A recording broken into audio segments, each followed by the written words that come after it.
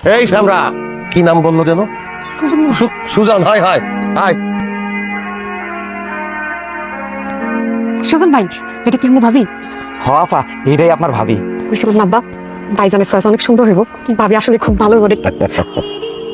এগুলো আপনার কি আনছেন? হাঁস, মুরগি, সবজি। আমার বাসাটা কি আপনার ফার্ম হাউস বানিয়ে ফেলবেন নাকি? কেউ আমগো গ্রামের হাঁস মুরগি নিজের বাড়িতে পালিত। ঢাকা শহরে লাখ টাকা দিয়ে কিনতে পারবা না তো। বিদেশ দেখলে সালাম দিতে হয়, আবার একটু আদব কায়দাও দেখাইতে হয়। আসসালামু আলাইকুম। ওয়ালাইকুম আসসালাম। তো আপনারা এগুলো কি এনেছেন? আমার বাসাটা নোংরা হয়ে যাবে না? আচ্ছা, আপনারা তো অনেক দূর জার্নি করে আসছেন, আপনাদের শরীর থেকে না ঝাঁঝালো গন্ধ আসতেছে। একটা কাজ করেন, আপনারা ফ্রেশ হয়ে নেন, ফ্রেশ হয়ে আসেন। কোন ভাইব কেন? আমরা তো বেশি বাসে আইছি। গন্ধ যখন পাইছে বৌমা, নিশ্চয়ই আমাকে গায়ের থেকে গন্ধ আসতেছে, সেই জন্যই পাইছে। চল এই গোসল টোসল কইরা ফ্রেশ হয়ে আসি। ঠিক আছে। এই এই, কি করতেছো? তো আমার টেবিলটা নষ্ট হয়ে যাবে না? নোংরা হয়ে যাবে তো। ভাবি, এটা ধরো ধরো, তোমার যেদিকে ইচ্ছা সেদিকে রাখো।